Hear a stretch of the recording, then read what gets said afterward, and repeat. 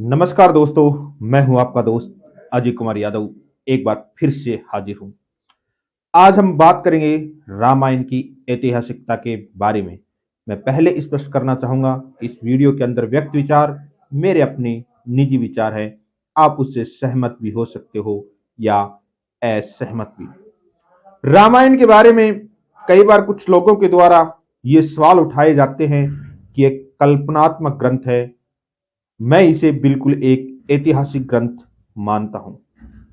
रामायण जो है वो बहुत समय पहले, आज से लगभग 7,000 वर्ष पूर्व लिखा गया एक ग्रंथ है, जो काव्यात्मक रूप में लिखा गया है, जो कविता के रूप में लिखा गया है और महर्षि वाल्मीकि को आदि कवि कहा गया है।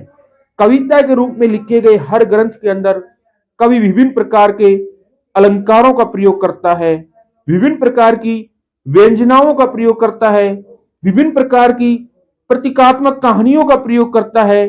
उन सब चीजों को देखते हुए हमें सही निर्णय करना होता है। सबसे पहले तो यही क्वेश्चन उठाया जाता है, यही प्रश्न उठाया जाता है कि रावण के 10 सिर बताए गए हैं, 20 भुजाएं बताए गए हैं, भला क्या ऐसा पॉसिबल है?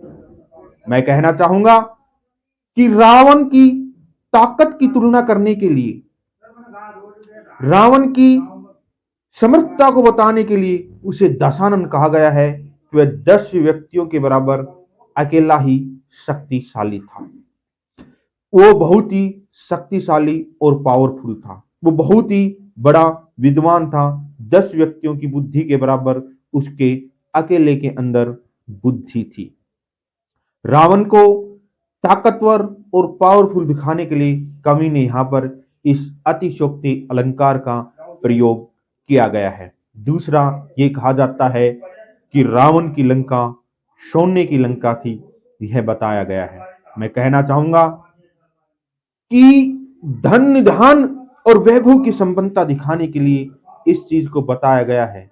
हमें भी पता है कि अंग्रेजों के आने से पहले या मुगल काल तक भी देखे तो भारत बहुत ही सुदृढ़ और संपन्न स्थिति के अंदर था।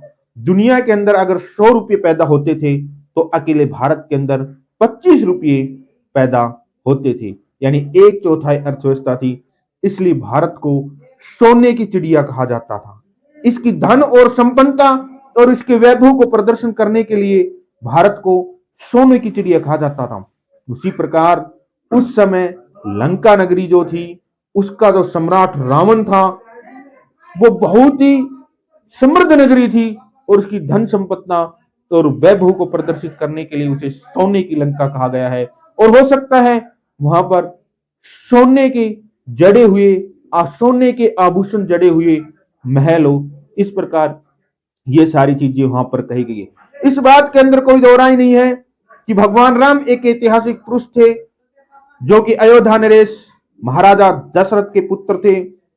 उन्होंने सीमित संसाधन के होते हुए भी अपनी दृढ़ इच्छा शक्ति, प्रबल संकल्प शक्ति के बल पर रावण जैसे दुर्जयी राजा को हराया था, जिससे देवता भी हार गए थे। आज के वीडियो में केवल हम इतना ही बात करेंगे। इसके बाद एक नेक्स्ट एपिसोड और लेकर के आएंगे, जहां हम रामायण की ऐतिहासिकता और रामायण के बारे में फैली हुई लोगों की भ्रांति के बारे में बात करेंगे। तब तक के लिए नमस्कार। मैं आपका अपना दोस्त अजय कुमार यादव। अगर आपने हमारे चैनल को सब्सक्राइब नहीं किया है तो प्लीज सब्सक्राइब करें।